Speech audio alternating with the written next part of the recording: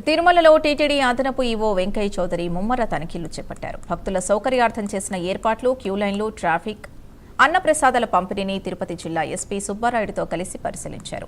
భక్తులతో స్వయంగా మాట్లాడి టీటీడీ కల్పిస్తున్న సౌకర్యాలపై అభిప్రాయాలు తెలుసుకున్నారు. భక్తుల రద్దీని ఎప్పటికప్పుడు సమీక్షిస్తూ చర్యలు తీసుకుంటున్నామని అదనపు ఈవో చెప్పారు.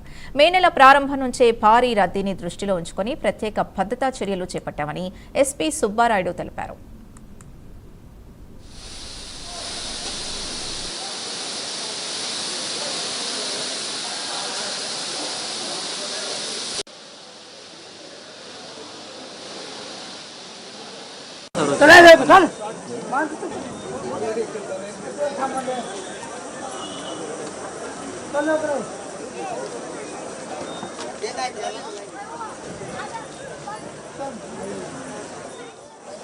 గత వారం రోజుల నుంచి భక్తుల యొక్క ఉధృతి చాలా ఎక్కువ ఉంది.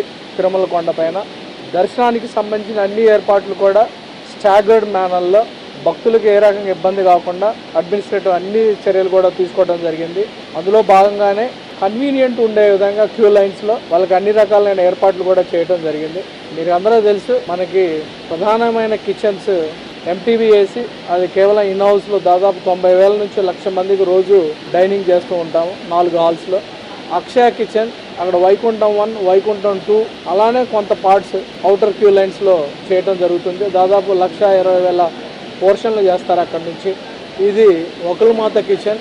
దీంట్లో నుంచి దాదాపు 1,00,000 పోర్షన్లు ఎవ్రీడే పిలిగ్రిమ్స్కి అవుటర్ క్యూ లైన్స్, లేకపోతే PAC 1, PAC 5, అలానే అవుట్ సైడ్ ఉండే కౌంటర్స్ అక్కడ అన్నీ కూడా ఇక్కడ నుంచి చేయడం జరుగుతుంది.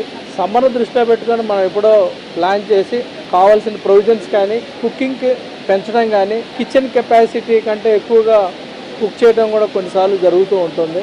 ఓవరాల్గా కిచెన్ కెపాసిటీని దృష్టిలో పెట్టుకొని, వచ్చే భక్తులను దృష్టిలో పెట్టుకొని, ఎమర్జెన్సీస్ కూడా మనం కొన్ని చేసుకొని పెట్టుకొని ఉండి, వేసవి సెలవుల ఆధారంగా ఎక్కువ మంది భక్తులు రావడం జరుగుతుంది.